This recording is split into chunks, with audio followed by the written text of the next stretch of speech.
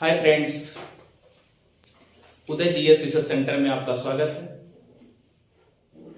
जैसा कि यूरोपियन के आगमन में पुर्तगालियों का आगमन हो चुका है और एक क्लास डच से संबंधित भी हो चुका है। आज दूसरी क्लास होगी और तीसरी क्लास में डच का एंड हो जाएगा। लेकिन डच से संबंधित जो भी क्वेश्चन एक फैक्ट टू फैक्ट जो भी बनेगा, आप देखते चलिए कैसे क्या सिचुएशन बनता जा रहा है। आइए चलते हैं मैपिंग से। डच डच का प्राचीन नाम हॉलैंड। क्या नाम है? हॉलैंड। आज इसे क्या कहते हैं? नीदरलैंड। इतनी बात समझ में आ गई होगी, ठीक है। अब डच की जो कंपनी थी उसका नाम था बेरीगंदे ओस्ट इंडीज, या एक दूसरा नाम था United East Indies of Netherland. ये डच कंपनी का नाम था और डच कंपनी जो बनाई गई ये जोहान वान द्वारा बनाया गया था।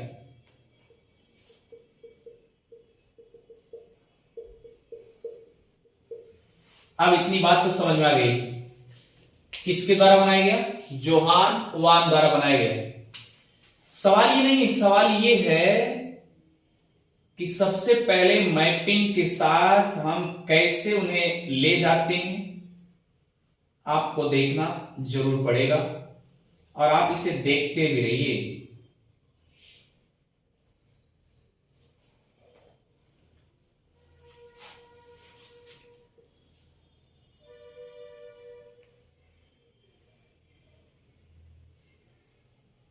ये आपका इंडिया है, ये आपका मेडागास्कर है, ये भूमध्यसागर, ये पुर्तगाल। जैसा कि उस दिन हमने बताया था कि ये एरियाज अर्थात ये पुर्तगाल है। इसके बाद आप चलेंगे स्पेन, फिर फ्रांस, फिर बेल्जियम, फिर आपको मिलेगा नीदरलैंड। क्लियर? नीदरलैंड का शाब्दिक अर्थ होता है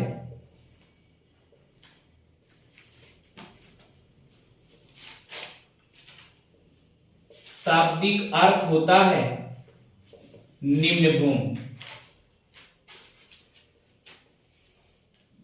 निम्न भूमि यानी एकदम नीचे, समुद्र तल से भी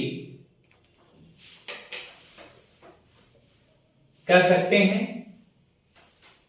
आगे देखिए, नीदरलैंड को जो रुपया है गिल्डर के रूप में प्रयोग किया जाता था। गिल्डर। और 2002 में यह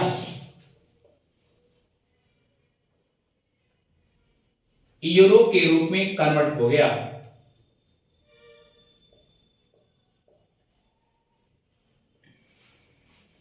आगे देखिए, नीदरलैंड या आप कह सकते हैं डच, यहां से आते हैं। सेम कंडीशन जिस तरीके से पुर्तगाल आए थे, यहां आते हैं, भारत के दक्षिणी भारत में भ्रमण करते हैं। अर्थात जो डच व्यक्ति आया था या डच के रूप में प्रतिनिधि आए थे,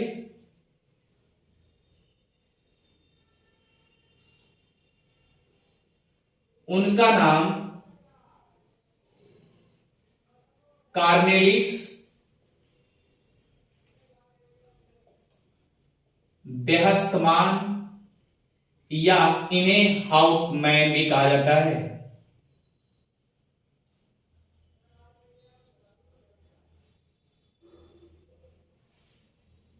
इतनी बात समझ में आ गई होगी। दूसरा कंडीशन, यहां जो कंपनी बनाई गई थी 1602 में कंपनी बनाई गई, जैसा कि कंपनी का नाम मैंने बता दिया था, बेरीगंदे ओस्ट इंडीज या United East Indies of Netherland. ये मान लीजिए भैया अगर कंपनियां बन गई, सपोज दैट कंपनी बन गई, उसे लॉन्च करने के लिए जरूरी है ना, अगर वहां से बन गई तो लॉन्च करने के लिए क्या करते हैं, तो याद रखिएगा जो यहां पर देहस्तमान आया था, हाउटमैन पहले व्यक्ति जो आया था डच, अगर आपसे पूछा जाए डच व्यक्ति सबसे पहले कौन आया था, तो मैंने बता दिया कार्नेलिस देहस्तमान या हाउटमैन आया था, जो कि 1595 कहीं कहीं 96 मिलता है। ठीक है, अगर ये आ गए इसका मतलब कि जो भारत आते हैं तो सबसे पहले 1595-96 में आ गए। अब सोचिए अगर 1595-96 आ गए तो क्या यहां पर फैक्ट्री डाल दिए क्या?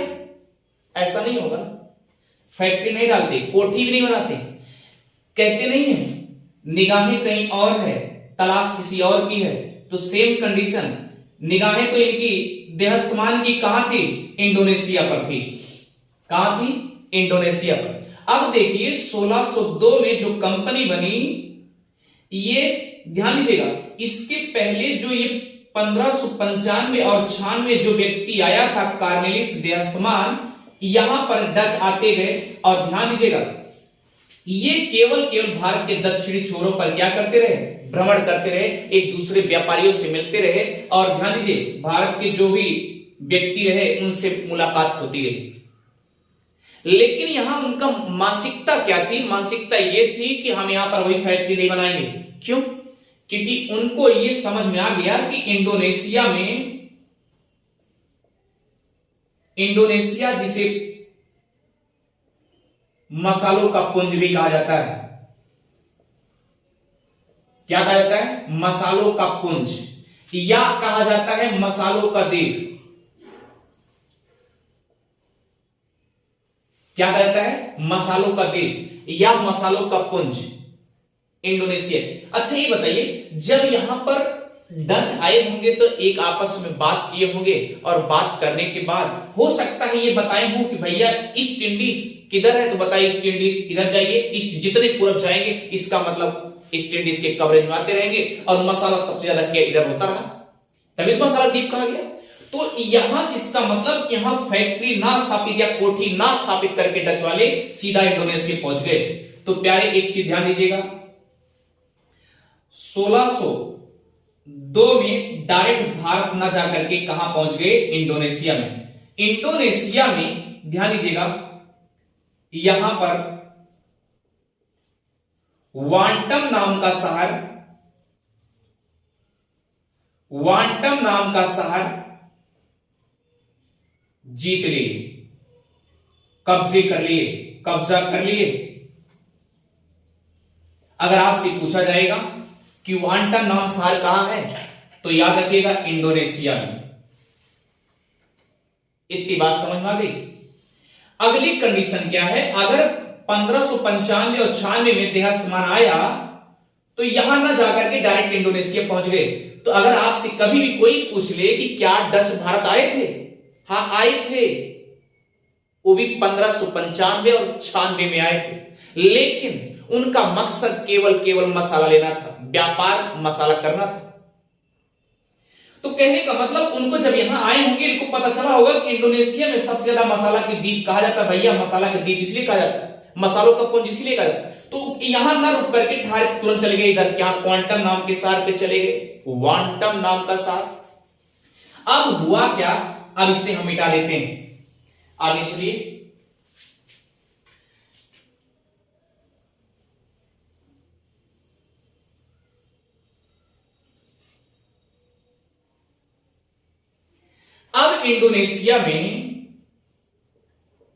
इंडोनेशिया में वांटम नामक शहर को क्या किया? जीत लिया। नामक शहर को क्या किया? जीत लिया। अब अपने दिमाग से लगाइए, अगर वांटम शहर को जीत लिया, इंडोनेशिया की एक खूबी जानते हैं, 1945 के पहले जो जकार्ता है, ध्यान दीजिएगा, यह इसके पहले नीदरलैंड के कब्जे में था, ये भी याद रखिएगा। कहने का मतलब इंडोनेशिया अभी हाल में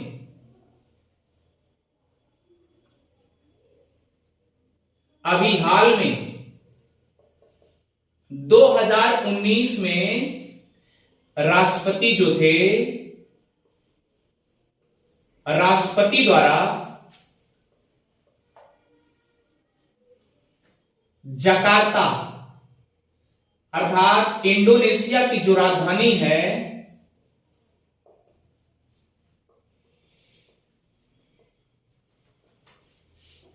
इंडोनेशिया की जो राजधानी है जिसका नाम है जकार्ता, इसको बदलने के लिए बात किए हैं, अर्थात बदलने की बात की। वो भी ये भी मान चलिए कि संसद ने, यहां के इंडोनेशिया की संसद द्वारा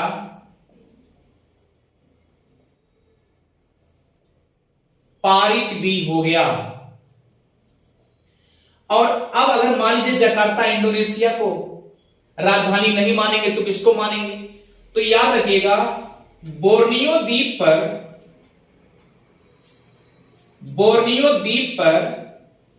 2000 किलोमीटर दूरी पर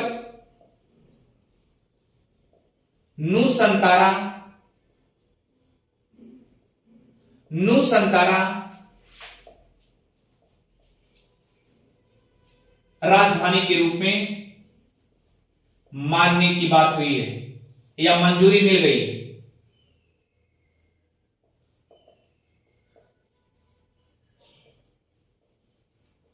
अब भैया आप सोचिए, इतनी बात तो हमें अलग से बता दी आपको।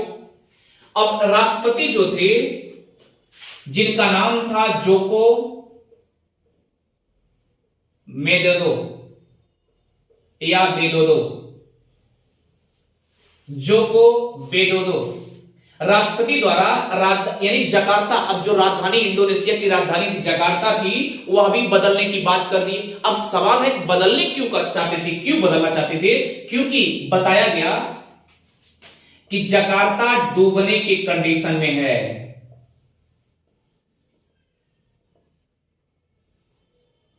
कंडीशन में है। और हां, ये बोर्नियो द्वीप पर याद रखिएगा, यहां पर ढेर सारे जंगल युक्त भी हैं, यानी जंगल युक्त में नुसंतारा को राजधानी मान्यता मिल गई है इंडोनेशिया।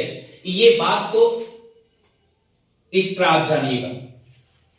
आइए चलते हैं, आगे उठाते हैं मैटर को। जब वांटम शहर को उन्होंने जीत लिया, यानी 1602 में वांटम शहर को जीत लिया, तब हुआ क्या? फिर उसी में इंडोनेशिया में 1605 ईस्वी में क्या किए? मछलीपट्टनम भी आ गए, यानी इंडोनेशिया से, या आप कह सकते हैं 1605 में अंबायान नाम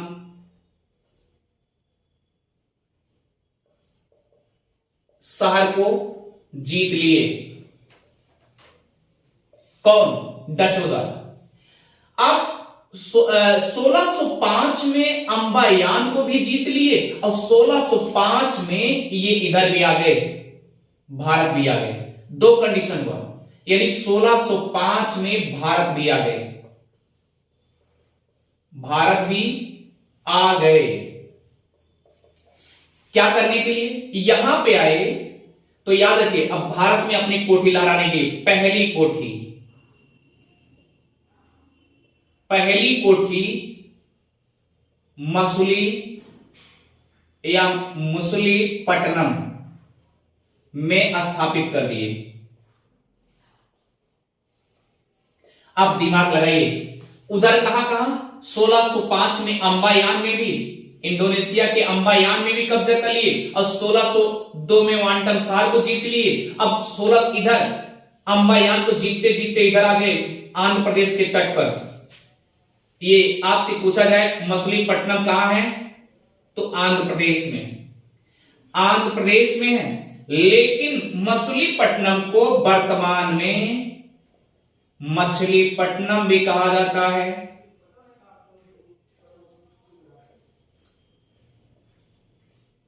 अब सोचिए, मछलीपट्टनम को मछलीपट्टनम अगर आपसे पूछा जाए ये कहां स्थापित है, तो याद रखिए कृष्णा जिले में।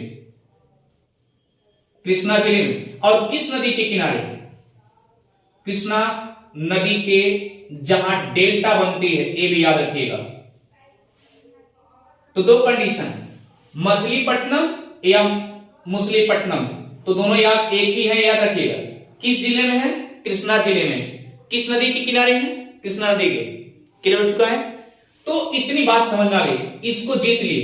लेकिन यहां 1605 में क्या क्या किए, क्योंकि मसूलीपट्टनम किसके लिए फेमस है जानते ना?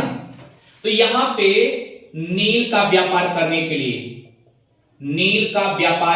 लिए। आप भैया सोचो, अगर यहां मसूलीपट्टनम में नील ज्यादा हो रहा है व्यापार करने के लिए, तो याद रखिएगा आपसे क्वेश्चन क्या पूछा जाएगा कि डचों द्वारा 1605 में भारत में मसूलीपट्टनम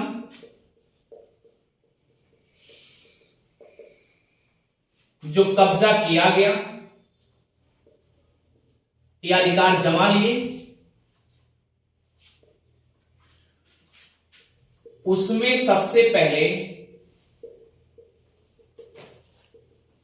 व्यापार नील का किए। तो याद रखिएगा, सबसे पहले किसका व्यापार किए? नील का व्यापार किए। इतनी बात सुना गई। अब आप सोचिए, कहने का मतलब 1602 में वांटम सार को जीत लिए, कौन? डच।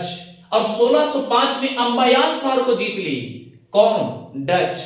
फिर उसके बाद ये दोनों सार इंडोनेशिया में ही है। यहां साथ साथ जीतने के बाद 1605 में भारत के मछलीपट्टनम या मसूलीपट्टनम में भी आ गए, और यहां पर याद रखिए नील का व्यापार करने के लिए आ गए। नील बागान होता था, इसका मतलब नील खूब व्यापार करने लगे, आयात निर्यात की कंडीशन होने लगी। इतनी बात समझ में आ गई होगी। अब सोचिए अगली कंडीशन क्या है। अच्छा ठीक है, मान लीजिए 1605 में इन्होंने मछलीपट्टनम में अपना कब्जा जमा लिया।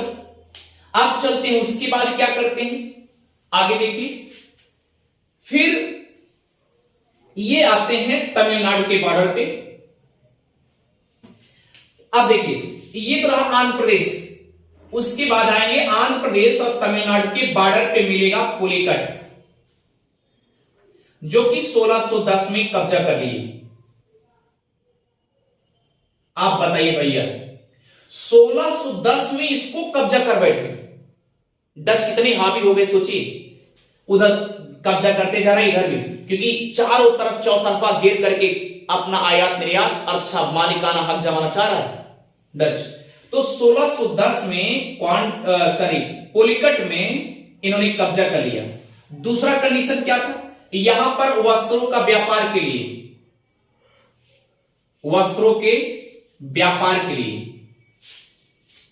और सुनिए और क्या किए, यहां पर बारूद का कारखाना भी लगा दिए। अब सोचिए और क्या हुआ, जब बारूद का कारखाना लगा दिए तो आप समझ सकते हैं ना, तो यहां पर इसका मतलब बारूद अगर कारखाना लगाए तो उसकी देख रेख भी कोई आ जाना, पता लगे बारूद लेके चल भाग चले या फोड़ फाड़ दे, ये भी तो हो सकता है ना। तो यहां पर सीधा इसकी देख रेख लिए अपना पूरा शहर ये अवस्थित कर दिए, अर्थात मुख्यालय बना दिए। किसको मुख्यालय बना दिए? मुख्यालय बना दिए 1610 में, और यह मुख्यालय 1610 से लेकर के 1690 तक मुख्यालय बना रहा। किसका? डच का। अब अंदाजा लगाइए।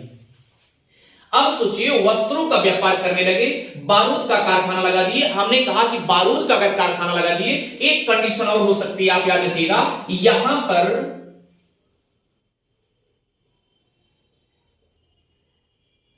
सोने या आप कह सकते हैं टकसाल के कारखाने लगा दिए, जहां सिक्के ढाले गए, टकसाल के कारखाने भी ढाले गए, कारखाने भी डाल दिए गए। यहां पर ये भी ध्यान दीजिए, पुलिकट में यहां तक बताया गया कि जो टकसाल बनाया गया था,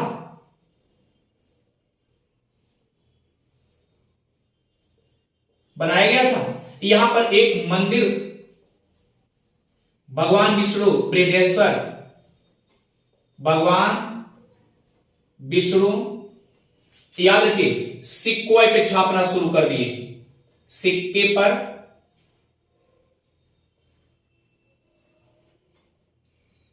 भगवान विष्णु का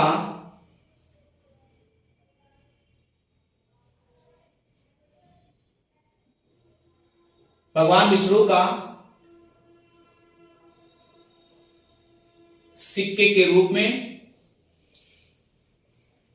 छापने शुरू कर दिए। आप सोचिए कहां पे? पुलिकट में। इतनी बात समझ में आ गई होगी। अब आप सोचिए टकसाल जो होता था वह सोने का होता था। दूसरा कंडीशन था, एक चीज ध्यान दीजिएगा, यहां पर अगर और भी जाना चाहेंगे, जो सोने का होता था यानी उसे वहां पर गोल्डन बोलते थे, और गोल्डन अपने यहां क्या बोलते हैं? गोल्डन बोलते हैं। और गोल्डन का मतलब होता है सुनहरा या सोना, यानी जो भी सिक्के होते थे, और जिससे वहां पर जो टकसाल के कारखाने लगाए गए वहां पर पैगोडा का नाम दे दिया गया। यानी कि जो भी सिक्के बनाए गए, सोने के सिक्के बनाए गए या भगवान विष्णु की मूर्ति भी छापी गई, तो याद रखिए पैगोडा, एकदम पैगोडा की तरह उसको छाप दिया गया, पूरा सिक्का बना दिया गया। किसके रूप में? पैगोडा के रूप में। इतनी बात समझ में आ गई। आज देखिए कंडीशन क्या है, दूसरा कंडीशन है, इसको मिटा दे रहे हैं। अब आइए नीदरलैंड पे। नीदरलैंड जो कंपनी स्थापित की थी,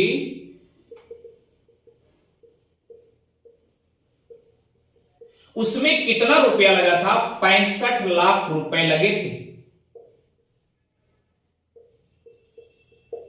लेकिन अपने यहां रुपया कहते हैं भैया, लेकिन वहां पर गिल्डर कहते हैं, गिल्डर।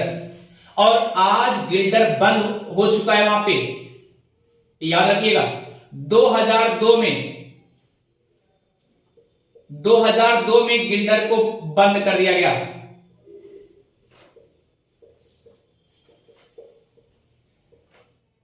गिल्डर को बंद कर दिया गया। तो आप सोचेंगे गिल्डर को अगर बंद कर दिए, यानी कि अब देखिए, यही गिल्डर जो होता था इसे बोलते थे गोल्डन, और याद रखिए इसे अपने यहां क्या बोलते हैं? गोल्डन। ये बात समझ में आ गई, यानी जो भी सोने का जैसा होता था। दूसरा कंडीशन है, अब ये क्या चुन गया? यूरो, यूरो के रूप में। लेकिन याद रखिएगा, अगर यहां पर यूरो चुन लिया गया तो आप समझ सकते हैं यूरो के रूप में वहां रुपया की तरह कन्वर्ट किए होंगे। तो अब सोचिए 65 लाख रुपया लगाया गया। अगर 65 लाख रुपया लगाया गया गिल्डर के रूप में, वहां के आप कह सकते हैं वहां का रुपया जो है, राष्ट्रीय मुद्रा जो है, गिल्डर थी, लेकिन अब नहीं है। ये बात अच्छे से समझ में आ गई। चलिए आगे चलते हैं। तो अब सोचिए फिर हुआ क्या कंडीशन, कहां तक पहुंचे थे, 1605 पहुंचे थे। उसके बाद फिर 1610 में यानी कोलिकट की कहानी चल रही थी। फिर हुआ क्या, 1613 में पूरा जकार्ता को ही जीत लिया।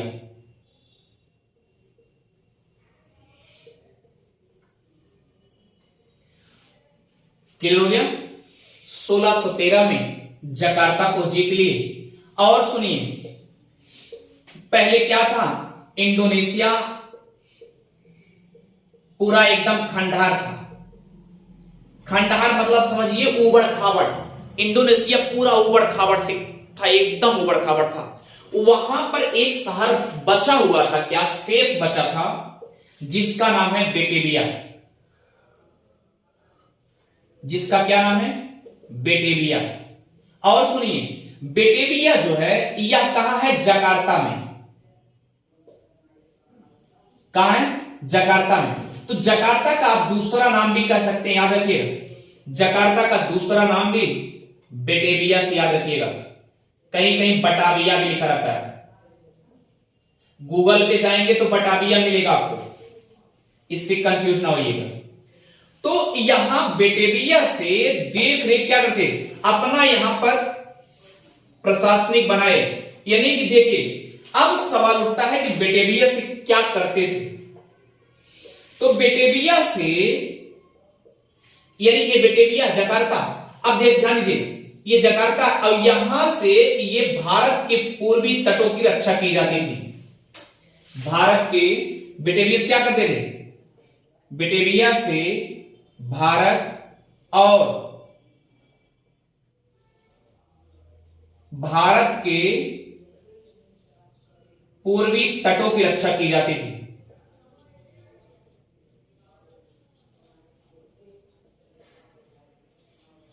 क्लियर हो गया, किसके द्वारा, डचों द्वारा।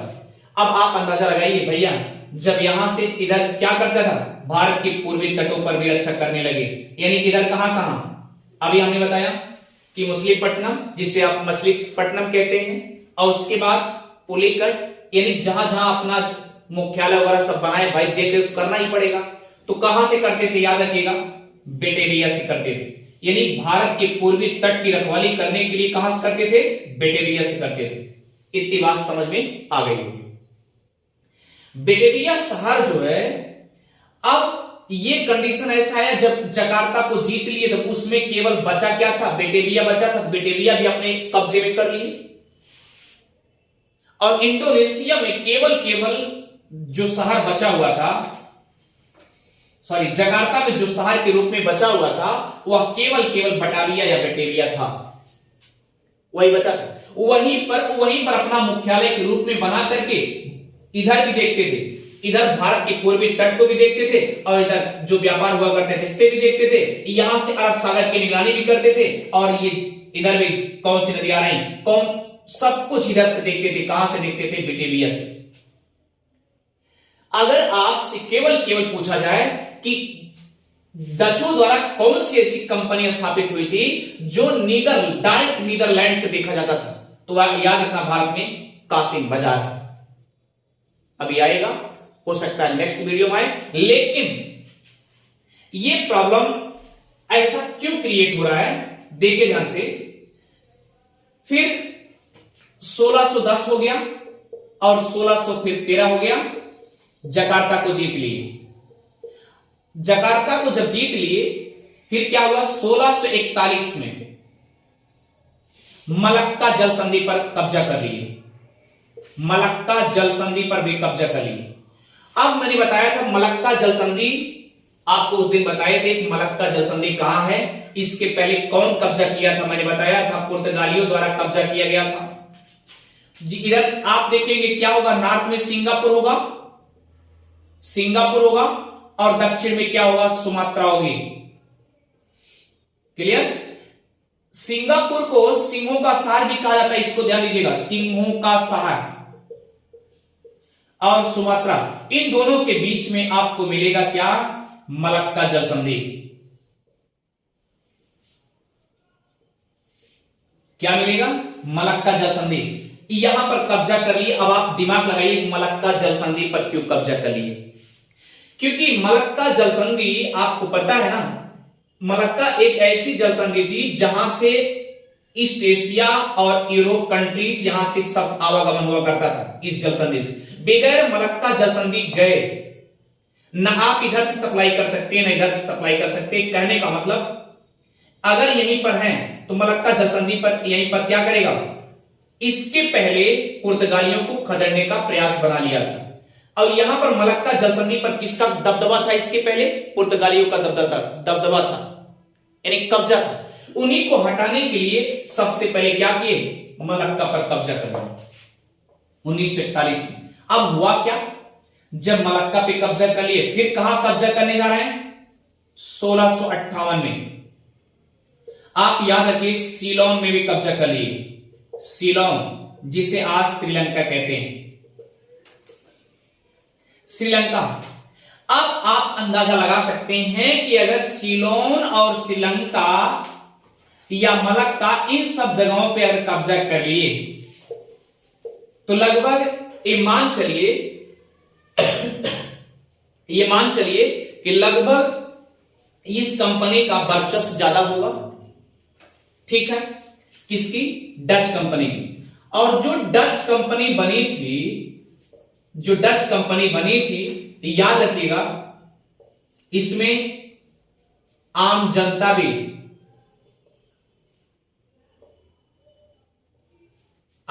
की भी हिस्सेदारी थी या शेयर थे। और सुनिए, ये 18% और कितने वर्ष के लिए? 21 वर्ष के लिए और लगभग 200 वर्षों तक यह सबसे अधिक मुनाफा देने वाली कंपनी रही।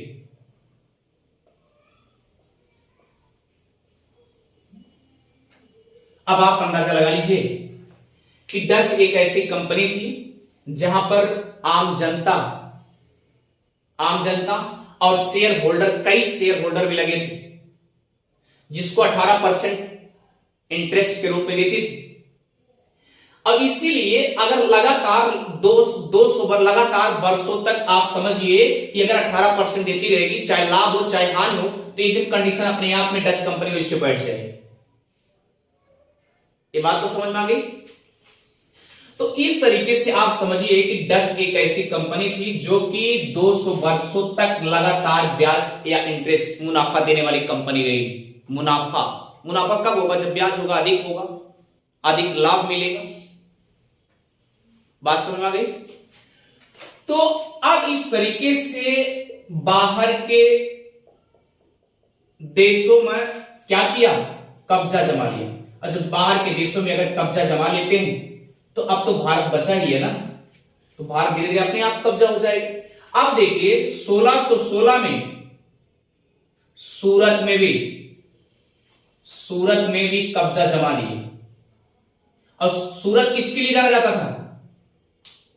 सूती वस्त्रों के लिए, क्लियर। यहां तक कि सबसे लास्ट में कोचीन को कब्जे में कर लिया, जो कि याद रखिए कोचीन मैंने बताया था कि सबसे पहले पुर्तगालियों द्वारा वहां कोठी बनाई गई थी। लास्ट में डचों द्वारा क्या किया गया? उसको भी कब्जा कर लिया गया। ठीक है, मुझे लगता है कि ये इतने फैक्ट टू फैक्ट आपको समझ में आ गए होंगे। और अगर आपको समझ में आ रहे हैं तो उदय जीएस रिसर्च सेंटर को भी सब्सक्राइब करना और शेयर करना और लाइक करना और कमेंट करना कभी ना भूलें।